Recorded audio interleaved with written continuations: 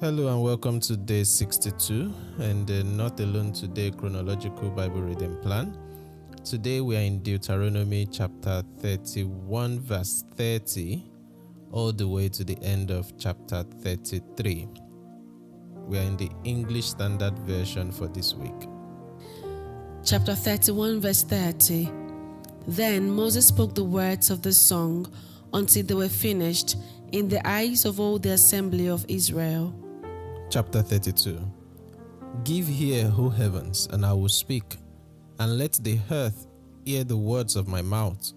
May my teaching drop as the rain, my speech distill as the dew, like gentle rain upon the tender grass, and like showers upon the herb. For I will proclaim the name of the Lord, ascribe greatness to our God. The rock, his work is perfect, for all his ways are justice. A God of faithfulness and without iniquity, just and upright is he. They have dealt corruptly with him. They are no longer his children because they are blemished.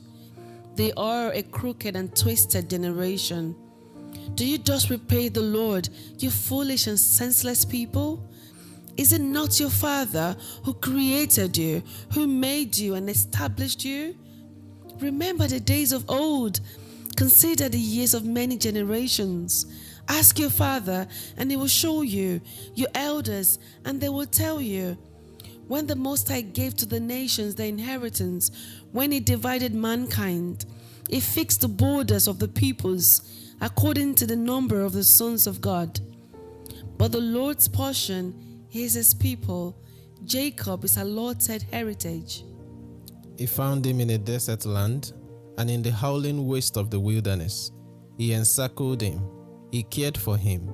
He kept him as the apple of his eye, like an eagle that stirs up its nest, that flutters over its young, spreading out its wings, catching them, bearing them on its pinions.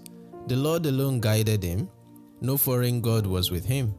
He made him ride on the high places of the land, and he ate the produce of the field. And he suckled him with honey out of the rock, and oil out of the flinty rock, curds from the herd, and milk from the flock, with fat of lambs, rams of Bashan and goats, with the very finest of the wheat. And you drank foaming wine made from the blood of the grape. But Jeshurun grew fat and kicked. You grew fat, stout, and sleek. Then he forsook God who made him, and scoffed at the rock of his salvation. They stirred him to jealousy with strange gods. With abominations they provoked him to anger. They sacrificed to demons that were not God, to gods they had never known, to new gods that had come recently, whom your fathers never dreaded. You were unmindful of the rock that bore you, and you forgot the God who gave you birth. The Lord saw it and spurned them, because of the provocation of his sons and his daughters. And he said, I will hide my face from them. I will see what their end will be. For they are a perverse generation, children in whom is no faithfulness. They have made me jealous with what is no God. They have provoked me to anger with their idols. So I will make them jealous with those who are no people. I will provoke them to anger with a foolish nation. For a fire is kindled by my anger, and it burns to the depths of Sheol, devours the earth and its increase, and sets on fire the foundations of the mountains. And I will heap disasters upon them. I will spend my arrows on them. They will be wasted with hunger, and devoured by plague and poisonous pestilence. I will send the teeth of beasts against them, with the venom of things that crawl in the dust. Outdoors the sword shall bereave, and indoors terror for young men and women alike, the nursing child with the man of grey hairs. I would have said, I will cut them to pieces, I will wipe them from human memory. Had I not feared provocation by the enemy, lest the adversaries should misunderstand, lest they should say, our hand is triumphant, it was not the Lord who did all this. For they are a nation void of counsel, and there is no understanding in them. If they were wise, they would understand this. they will discern their latter end. How could one have chased 1,000, and two have put 10,000 to flight, unless their rock had sold them, and the Lord had given them up? For their rock is not as our rock, our enemies are by themselves. For their vine comes from the vine of Sodom, and from the fields of Gomorrah. Their grapes are grapes of poison, their clusters are bitter. Their wine is the poison of serpents, and the cruel venom of hasps. Is not this laid up in store with me, sealed up in my treasuries? Vengeance is mine, and recompense, for the time when their foot shall slip, for the day of their calamity is at hand, and their doom comes swiftly.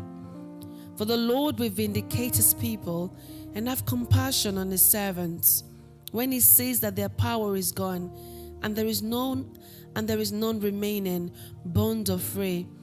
Then he will say, where are their gods, the rock in which they took refuge, who ate the fat of their sacrifices, and drank the wine of their drink offering? Let them rise up and help you. Let them be your protection. See now that I, even I, am he, and there is no God beside me. I kill and I make alive. I wound and I heal, and there is none that can deliver out of my hand. For I lift up my hand to heaven and swear as I live forever, if I sharpen my flashing sword, and my hand takes hold on judgment, I will take vengeance on my adversaries, and will repay those who hate me. I will make my arrows drunk with blood, and my sword shall devour flesh, with the blood of the slain and the captives, from the long-haired heads of the enemy. Rejoice with him, O heavens, and bow down to him, all gods, for he avenges the blood of his children, and takes vengeance on his adversaries. He repays those who hate him, and cleanses his people's land. Moses came and recited all the words of this song in the hearing of the people, he and Joshua the son of Nun. And when Moses had finished speaking all these words to all Israel, he said to them, take to heart all the words by which I am warning you today, that you may command them to your children, that they may be careful to do all the words of this law. For it is no empty word for you, but your very life. And by this word you shall live long in the land that you are going over the Jordan to possess. That very day, the Lord spoke to Moses, go up this mountain of the Abarim, Mount Nebo, which is in the land of Moab, opposite Jericho, and view the land of Canaan, which I am giving the people of Israel for a possession, and die on the mountain which you go up, and be gathered to your people, as Aaron your brother died in Mount Hor, and was gathered to his people, because you broke faith with me in the midst of the people of Israel, at the waters of Meribah Kadesh, in the wilderness of Zin, and because he did not treat me as holy in the midst of the people of Israel. For you shall see the land before you, but you shall not go there into the land that I am giving to the people of Israel. Chapter 33. This is the blessing with which Moses, the man of God, blessed the people of Israel before his death. He said, the Lord came from Sinai and dawned from Seir upon us. He shone forth from Mount Paran. He came from the 10,000s of holy ones, with flaming fire at his right hand. Yes, he loved his people. All his holy ones were in his hand, so they followed in your steps, receiving direction from you. When Moses commanded us a law as a possession for the assembly of Jacob, thus the Lord became king in Jeshurun, when the heads of the people were gathered, all the tribes of Israel together. Let Reuben live and not die, but let his men be few. And this is said of Judah, hear, O Lord, the voice of Judah, and bring him in to his people. With your hands contend for him, and be a help against his adversaries. And of Levi he said, give to Levi your Thummim, and your Hurim to your godly one, whom you tested at Massa, with whom you quarreled at the waters of Meribah, who said of his father and mother, I regard them not. He disowned his brothers and ignored his children, for they observed your word and kept your covenant. They shall teach Jacob your rules and Israel your law. They shall put incense before you, and whole burnt offerings on your altar. Bless, O Lord, his substance, and accept the work of his hands. Crush the loins of his adversaries, of those who hate him, that they rise not again. Of Benjamin he said, "The beloved of the Lord dwells in safety. The high God surrounds him all day long and dwells between his shoulders." Of Joseph he said, "Blessed by the Lord be his land, with the choicest gifts of heaven above, and of the deep that crouches beneath, with the choicest fruits of the sun, and the rich yield of the months, with the finest produce of the ancient mountains, and the abundance of the everlasting hills, with the best gifts of the earth, and its fullness, and the favor of him who dwells in the bush. May these rest on the head of Joseph, on the pate of him who is prince among his brothers. A firstborn bull, he has majesty, and his horns are the horns of a wild ox. With them he shall gore the peoples, all of them to the ends of the earth. They are the 10,000s of Ephraim, and they are the thousands of Manasseh." And of Zebulun he said, "Rejoice, Zebulun, in your going out, and Issachar in your tents. They shall call peoples to their mountain. There they offer right sacrifices, for they draw from the abundance of the seas and the hidden treasures of the sand." And of Gad he said, "Blessed be he who enlarges Gad. Gad crouches like a lion. He tears off ham and scalp. He chose the best of the land for himself, for there a commander's portion was reserved. And he came with the heads of the people. With Israel he executed the justice of the Lord, and his judgments for Israel." And of Dan he said, "Dan is a lion's cub that leaps from Bashan." And of Naphtali he said, "O Naphtali, sated with favor, and full of the blessing of the Lord, possess the lake and the south." And of Asher he said, "Most blessed of sons be Asher. Let him be the favorite of his brothers, and let him dip his foot in oil. Your bars shall be iron and bronze, and as your days, so shall your strength be." There is none like God, O Jeshurun, who rides through the heavens to your help, through the skies in his majesty.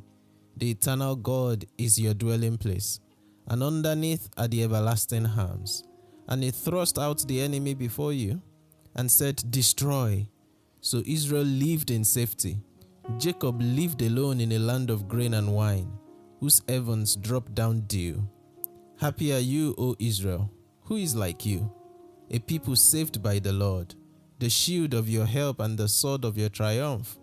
Your enemies shall come fawning to you, and you shall tread upon their backs. This is the word of the Lord. Thanks be to God. Just a quick summary of the chapters we've read so far. Chapter 31, verse 30 and 32 all talked about the Song of Moses that God mentioned in chapter 31. It to be a song he will use to contend with them if they forget all that he has commanded them to do. And then at the latter part, we read about how Moses' death will be. And in chapter 33, Moses gave a final blessing on the tribes of Israel, but Simeon was not mentioned in this chapter. And we'll put it up for discussion. And that's the end of the summary. What stood out to you, my love, in 32? Yes, in the beautiful song of Moses. At some point, you want to wonder who is Moses referring to by some of the words that he's using. Is he describing the Israelites? Is he describing the other nations? And then we keep hearing this word Jeshurun. Yeah. Jeshurun is a poetic name that is used to refer to the nation of Israel. So it literally means the upright one. So it's a name that in some sense puts before them the picture of who they should be, the upright people of God, in a manner of speaking. But the line that stood out to me is verse 31 of chapter 32, where it says, "For their rock is not as our rock." And in the ESV that we are reading from, the first rock is small r, begins with a small r, and the other rock begins with a capital R, referring to the Lord. So in saying for their rock is not as our rock, is like saying we've got God on our side and our God is incomparable to whatever gods and backings they have. Then it goes on to say our enemies are by themselves. In other words, when we are going into spiritual warfare, is the application I want to make from here. We go into spiritual warfare with this understanding. Their rock is not as our rock. We wrestle not against flesh and blood, but against principalities and powers, Paul says, against rulers in high places and things like that. But be that as it may, in all of the high places, in the highness of their placements, their rock is not as our rock. The rock of ages is on our side. Romans 8:31, if God be for us, who can be against us? Our enemies are by themselves. And of course, that language of enemies, especially within African Pentecostalism, when we use it in prayer terminologies, it could easily be misconstrued as to even conjuring specific peoples in your mind. Maybe this person that has not favored you in this area, or that person that has blatantly said, they're going to do you evil or whatever. But really, in spiritual warfare, the understanding is not that we are fighting against a particular human being. They are not the enemies. The ultimate enemy is the devil and his cohorts. And so we are seeing here that they are by themselves. They do not, if there is a divine backing, if there is the backing of the ultimate power in the universe, in spiritual warfare, it is not on the side of the enemies, it is on our side. True. And so we can go with that confidence to talk to God, to pray to God, to lay claims on what is ours in Christ and possess our possessions. True. Well, that is really good. Thank you. You're welcome. For me, I like how he started the song on how that, it's really verse 2. It says, may my teaching drop as the rain, my speech distill as the dew, like gentle rain upon the tender grass, and like showers upon the herb. So I'm just picturing this like I'm about to give a presentation. I'm nervous. And I start chanting this to myself. May my teaching drop as the rain. So And it's quite instructive in that it goes beyond the actual act of the teaching, but you pray for the reception of what you would say, that it drops like the rain, gentle, speech distill as the dew, like gentle rain upon the tender grass, and like showers upon the herb. This is instructive for me. It's useful for when you want to have a hard conversation with someone, where you know that there might be a bit of resistance to what you're saying. It's just good not to pray just for yourself, but to for the person, for the reception of your words, to land. That it should be like showers upon the herb, gentle, nourishing, not crushing. Indeed. So I found that very good. That's interesting. In chapter 33, which is Moses' final blessings on Israel, tribe by tribe, I think it's noteworthy to mention that there is one tribe that was not mentioned here, and that's the tribe of Simeon. And the possible explanation to that would be the fact of what happened after Balaam has counseled Balak on how to get the people to be on the wrong side of their God, namely by sending their ladies to the camp of the Israelites. And of course, we remember that particular episode where there was a Simeonite who was not only being disobedient, but flaunting his disobedience, and how he was eventually killed, himself and his and the lady.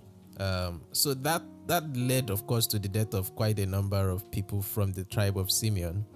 Maybe or maybe not, that might explain part of the reasons why in Moses pronouncing the blessings upon the tribes, Simeon was left out.